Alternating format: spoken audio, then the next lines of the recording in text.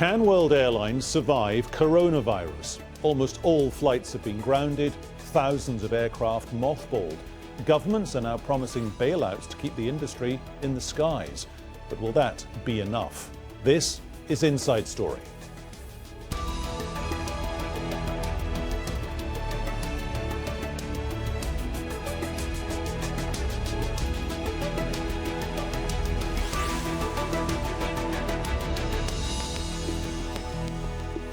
Hello and welcome to the programme. I'm Peter Dobbie. World leaders are being forced to take drastic emergency measures to confront the worsening coronavirus crisis.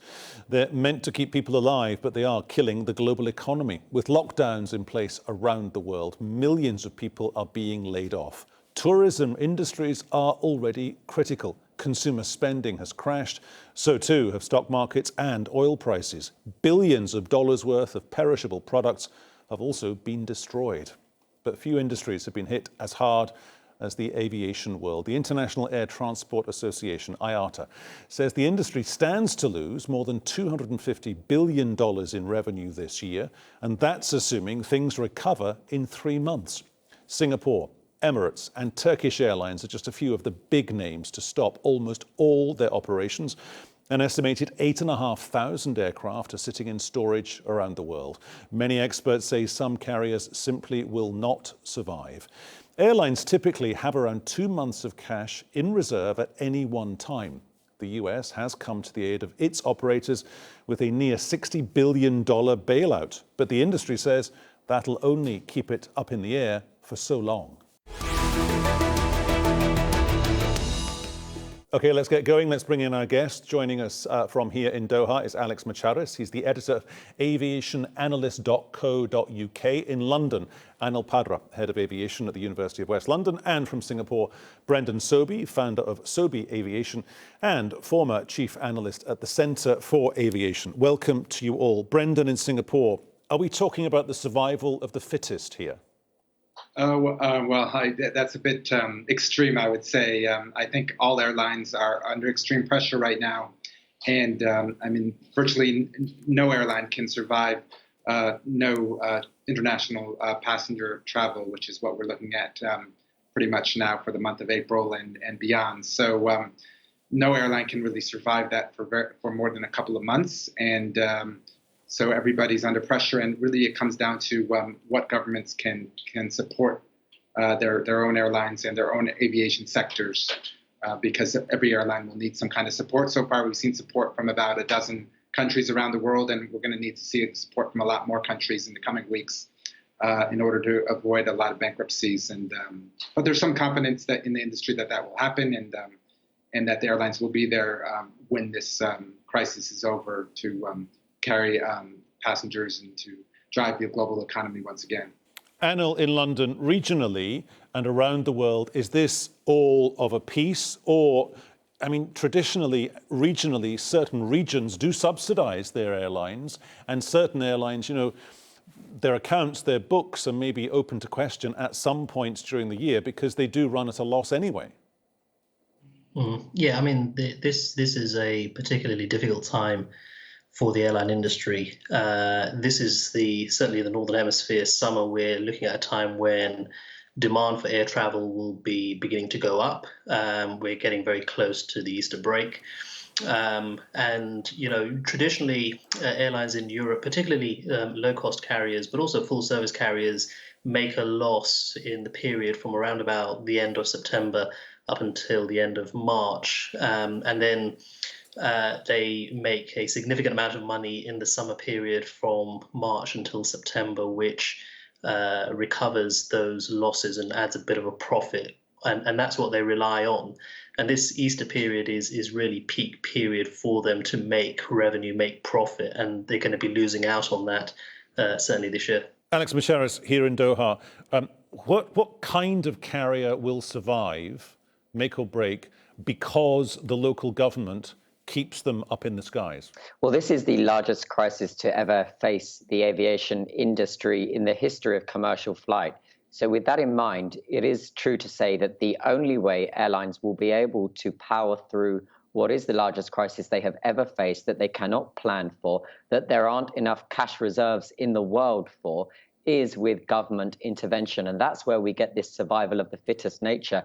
It's not necessarily now down to the performance of the airline and whether or not they were in a fit and healthy nature financially before this pandemic started, but actually it's how supportive those governments will be. And we are seeing already around the world countries demonstrate their support for their respective aviation industries or airlines. I'll take you through a few examples. In Australia, they have announced a package of over 430 million US dollars to support and prop up most of their aviation industry. The same can be said for New Zealand. Brazil are doing all they can to cancel and postpone all payments related to the aviation industry, be it the payments to operate at the airport or to keep their planes on the ground.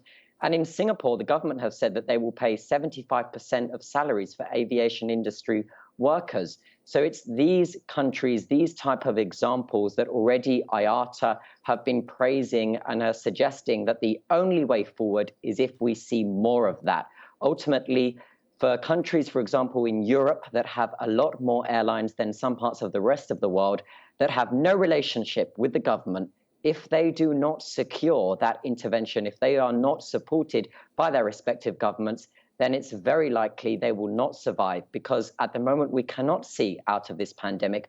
We are still, let's say, 3 months in collectively for the world. And this hasn't even hit the US yet, not in the harder ways that we are seeing now with Europe taking over as the epicenter. So it really is it's a requirement now that airlines need that government intervention just to be able to be alive and well for passengers to fly when we are out of the worst of this. Anil Padhra in London. Is there another knock-on effect? It's this. IATA, the latest figures I could find today from IATA, saying this is heading towards costing the industry globally almost 20 billion US dollars.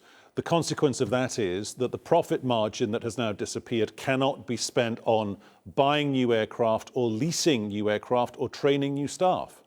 Yes, that's absolutely correct. I think another source that I read is that the impact is about 250 billion US dollars across the industry.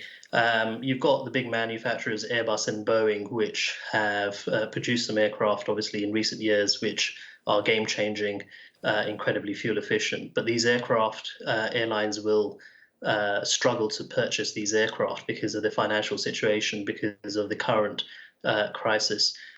One area, though, I mean, it's not all gloom and doom. I mean, currently the air cargo industry is doing a fantastic job of transporting equipment around the world that is predominantly medical supplies. And I think, that this is possibly an opportunity for airlines to recharge and think about their expansion. Many airlines have gone on a rapid expansion plan, particularly low-cost carriers in the developing world. And there's, I think, a good opportunity here for those airlines to reconsider how they expand, how quickly they expand. But the challenge, I think, is for airlines that are currently laying off staff on a temporary basis to get those guys back into the industry. And also the next generation of aviation professionals coming through, junior graduates that are coming through, might find it initially a little bit challenging to get a job in the industry as the industry begins to contract a little and then hopefully grow. Brendan, Sobie in Singapore, there's another variable here, isn't there? Because we don't know the timeline of this. Nobody has a crystal ball here. We don't know how long the coronavirus is going to carry on damaging the world of aviation. So if you've got unpaid staff sitting at home, there might come a point when you've got to say, actually, guys, game over, your job's gone. Yeah, it is very hard to plan, and that's why those countries that have provided support for the workers, like here in Singapore, the package that Alex was mentioning before was just announced a couple of days ago, paying 75% of wages for 6 months. So that what that ensures is that staff is there, ready to resume flying when the demand is there, and if it isn't, then the airlines are not able to respond, and it creates economic issues. So Singapore is hoping that they're kind of have an economic advantage, and their hub has an advantage when there is recovery, and that could be a competitive advantage over other hubs or other countries that do not do the same thing when this recovery finally takes place, whenever that happens to be. And Singapore has invested significantly in the infrastructure here at Changi Airport, a massive expansion plan is underway, and they have a lot at stake. So they don't want to lose on that. They want to make sure that their hub continues to prosper and grow in the future. And I think those countries, around the world that have similar views and similar investments and make similar decisions to support the industry and to make sure the jobs are there when the industry is ready to recover will be the winners. Well, and those that don't could be the losers. And the thing is nobody knows how long this will be. Like you were saying, I mean, the bottom is approaching now with virtual halt of international travel from the beginning of April. But nobody knows if it's going to be 3 months, 6 months, 9 months, or even a year. But the important thing is those countries, those airlines that are ready for the recovery when it happens, will be in a better position than those that don't make those investments and that support during this interim period. Alex here in Doha, but when we get one Middle Eastern carrier's CEO saying the survivors will be the companies who take, and I quote, very prudent decisions, what does that mean? I mean, you can't sell off the assets, you can't sell off the planes. Do you slash and burn and just basically halve the size of your fleet somehow? Well, we are seeing this pattern not just here in the Middle East, but all over the world now. And this is how airlines are handling it today, because, of course, with no clear timeline as to how long this is going on for, the Gulf carriers specifically, who are connecting both sides of the world, all angles of the world via their respective hubs here, are feeling this just like any other airline, and they are typically immune to various challenges and struggles, notably the oil price, that affects the industry in a normal circumstance and on a normal day. So airlines are responding by grounding the overwhelming majority of their fleet. Here in Doha, outside Hamad International Airport, home to Qatar Airways, they have grounded 75% of the fleet, including the majority of A380s. If we travel 1 hour to my right, to the United Arab Emirates, Dubai and Abu Dhabi, these super hubs, 2 more gateways to the world, closed as part of a UAE directive where they have grounded all UAE carriers, Etihad, Emirates, Air Arabia and Fly Dubai, both because of a fall in demand and also because they need to do their part in limiting the spread of COVID-19.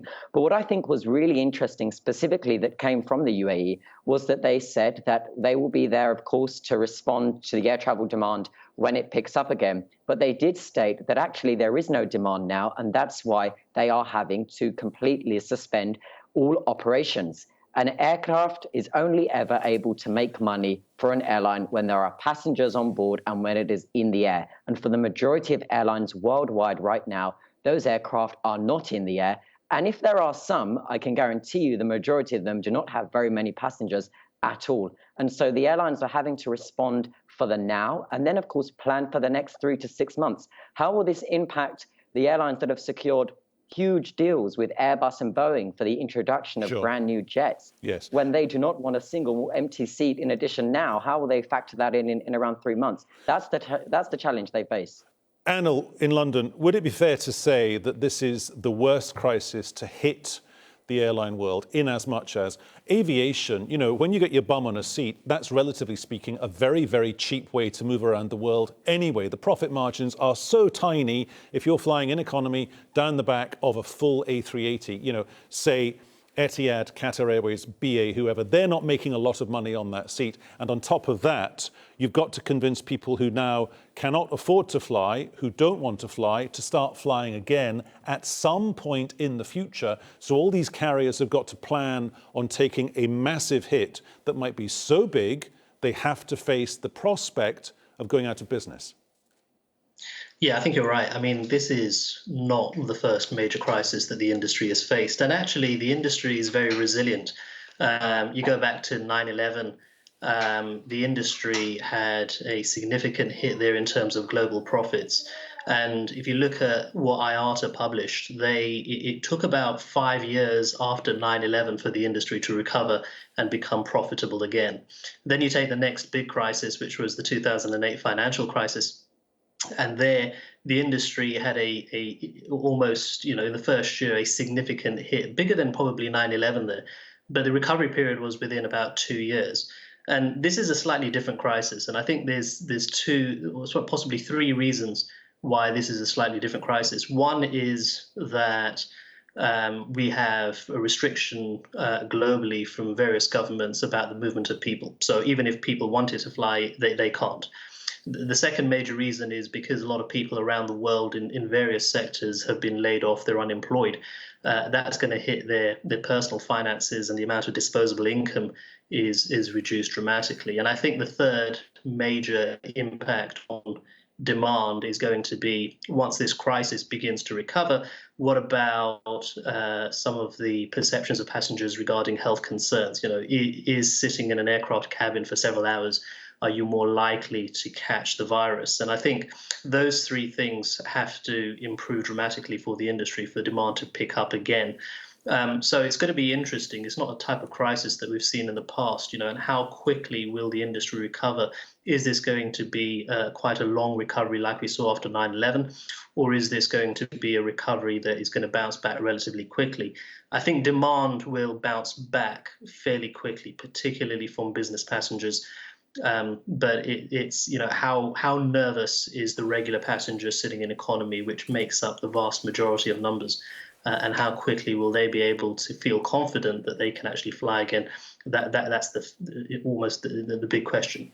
Brendan, Sobie in Singapore, is there another bigger issue here? And it's this: for the CEOs who want to get their airlines back to profitability, there isn't a model, there isn't a one-size-fits-all here. Because, I mean, as of 2 days ago, demand in China, domestic internal demand for an airline seat was down by 43%, which is better than where it was 6 weeks ago, because then it was down by 70%. But China's the only country on the planet, because of its size, it has one big domestic carrier that in some ways is subsidized by the government. You cannot apply that model to the European carriers, to the big flag carriers around the world.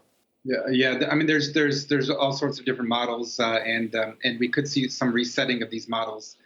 This could provide an opportunity for those airlines, especially those airlines that were struggling before the crisis, to relook at their models and focus on different areas in terms of network, to potentially accelerate the renewal of the fleet, downsize, maybe even some transformations from full-service airlines to low-cost airlines.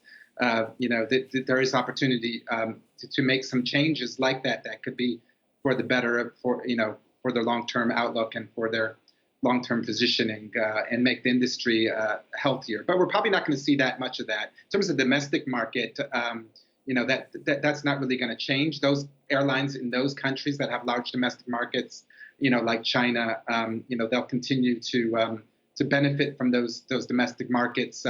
Some domestic markets are healthier than others. There's a lot of domestic markets like Australia and Canada, like they're basically duopolies, very profitable, and others, like Malaysia, where there's very intense competition and everybody's losing money. So it does vary a lot. Right now, the domestic market does give an advantage in that China, yes, is starting to recover, and other domestic markets, for example, Indonesia and Japan, they're relatively steady. I mean, they're definitely down, but they're relatively better than a lot of the other countries, and certainly better than the international market. So airlines in those countries have a little bit more traffic than other airlines. And then when the recovery does happen, in any country, including those domestic markets that have been shut entirely, like the Philippines, to prevent the spread of the virus domestically, when the recovery happens, those markets will recover first. The domestic market will always recover first. Okay, coming back to you, Alex Macheras, here in Doha, quite briefly. Do the CEOs, do the airlines and the airports have to throw out one core assumption? Because it occurs to me that since the 1980s, the aviation world has had one assumption, and it's this: airline travel will double every 15 years. Anil was making the point that people might not want to get back on a plane again. They might want to do a staycation. They might want to go someplace on a bullet train. So tell me, Alex, how do the big hub airports as well justify carrying on with their expansion plans if nobody's going to get on that 747 or that A380? I'm optimistic. I think there will be a queue of people waiting to get on that 747 or A380. And we know history demonstrates this bounce back, not just for the economic side of things, but actually for the fact that the large majority of the world now are in home isolation, and they will be waiting for the day that they have been given the all clear, that they can travel to new territories and see the world. And we will see that bounce back. We know within the immediate aftermath of the SARS outbreak in 2003, air travel demand was right back up to pre-SARS level after just 9 months of the crisis. So that bounce back does occur. Will airlines have to do that bit to ensure that there is better travel confidence? Yes. Suddenly, it all seems irrelevant as to who has the best type of seat or the most recline. And actually, airlines are doing all they can to convince you that their aircraft are the cleanest and their airports are the most hygienic. There's definitely been a shift here, but I do believe that that bounce back will occur, not just on an economic side of things, but for the public too. Anil in London. The IATA website today making the point there are between 770 and 800, what you and I would recognize as civil airlines around the world. If we had this conversation again in 3 months' time, how many of them will have disappeared? It's difficult to say, and I think the issue for many airlines is around liquidity. So can they pay the suppliers? Can they pay their staff and get going again?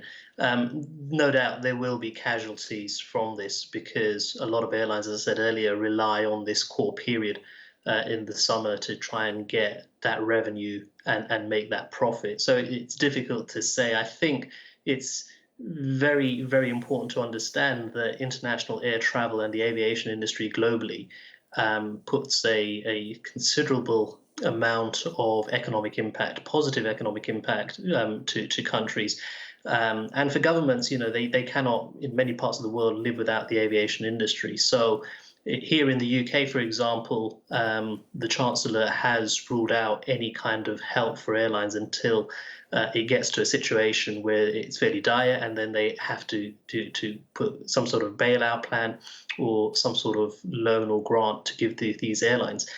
It depends on how important the aviation industry is to each of the states and how much the government is willing to help those airlines. But I agree with Alex. I think there will be a considerable bounce back as soon as the current crisis begins to drop away. There's a lot of people that need to travel for leisure, for business, visiting friends and family around the world, and that bounce back will happen. I think the big airlines, the ones that have got quite a significant amount of cash built up, will survive this. And I also think many airlines, because of the history of crises affecting the industry, have strategically positioned themselves so that they can actually cope with these things. If you take the majority of the world's airlines, many of them have a fairly flexible fleet plan so that they can return aircraft back to lessors, and in many cases they have a mixture of aircraft that they own outright and also aircraft that they lease, and so they can be very flexible about how much aircraft they are operating at any one time. And that's the level of flexibility and almost kind of risk management that the airlines have put in. I just want to boil that point down and put that to Brendan Sobie in Singapore. When it comes to liquidity and government saying we will give you that liquidity, could that potentially have a big knock-on effect for some of the African carriers? Very briefly, please, Brendan, because the African countries are signalling, look, we don't have the money to do that. So if it's Kenya Airways, if it's Ethiopian Airlines, you guys are on your own.